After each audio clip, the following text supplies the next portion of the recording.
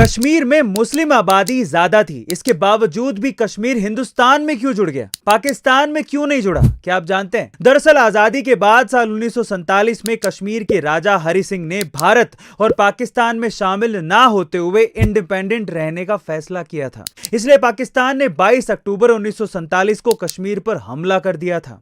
इस युद्ध में राजा हरि सिंह की सेना पाकिस्तानी आर्मी का मुकाबला नहीं कर पा रही थी, जिसके चलते पाकिस्तान ने कश्मीर के उरी, मुरादाबाद जैसे इलाकों पर कब्जा कर लिया था। और अब पाकिस्तान की फौज को आगे बढ़ता देख राजा हरि सिंह ने भारत से मदद के लिए गुहार लगाई।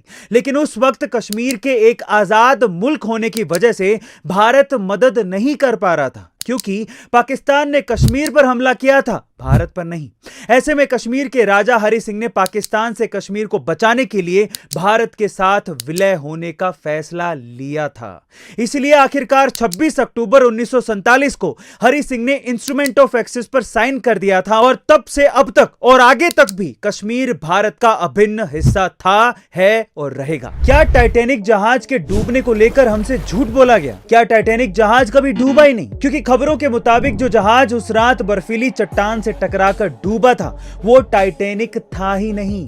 अब क्या है इसके पीछे की षड्यंत्रकारी थ्योरी, चलिए जानते हैं। दरअसल टाइटैनिक जहाज के डूबने के बाद कई थ्योरी सामने आई थी, जिसके अनुसार टाइटैनिक के मालिक जेपी मॉर्गन के पास टाइटैनिक जैसा ही एक और जहाज था जिसका नाम था ओलंपिक, और जेपी मॉर्गन को यह पता था कि ओलंपिक जहाज जंग लगने से खराब हो चुका है।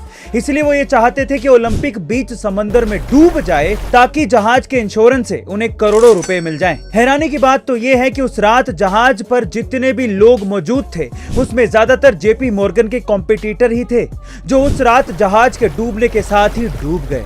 यही नहीं, उस रात जेपी मॉर्गन भी जहाज के सफर पर जाने वाले थे, लेकिन टाइटैनिक निकलने के ऐन वक्त पर जेपी मॉर्गन ने अपने सफर को कैंसिल कर दिया था। इससे इस बात पर शक और ज्यादा गहरा जाता है कि टाइटैनिक, या फिर यूं कहे कि ओलंपिक को जानबूझकर डुबाया गया था। अरे यार, नेट कनेक्ट नहीं हो रहा, बल्ब ऑन करना जरा। अरे हाँ, अब हो गया।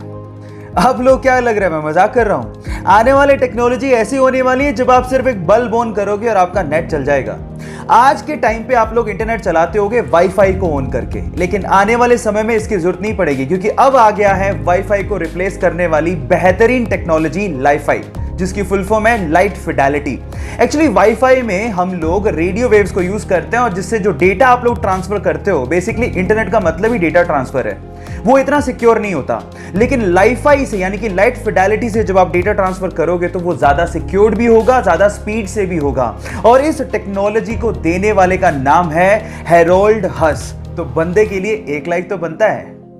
वो हरियाणा में एक सरकारी कर्मचारी था, उसके बाद उसने रिटायरमेंट लिया, लेकिन रिटायरमेंट के बाद उसकी जिंदगी पूरी तरह से बदल गई। वो डिप्रेशन का शिकार रहने लगा, उसे physical problems, medical problems, mental problems तक होने लगी। 1.5 साल तक वो बेड पर ही पड़ा रहा और किसी के सहारे के बिना तो वो उठ भी नहीं सकता था। लेकिन उसके बाद उसने अपने दिमाग को समझाया, अपनी विल पावर को जगाया, और आज वो बंदा 60 की उम्र में एक सीनियर एज रैंप मॉडल और एक एक्टर है। Yes guys, I am talking about Dinesh Mohan. Guys, यहां सीखने लायक बात यह है कि अगर आप कुछ भी जिंदगी में नया करना चाहते हो तो age is just a number. उम्र च की रखिया, स्पिरिट होनी चाहिए।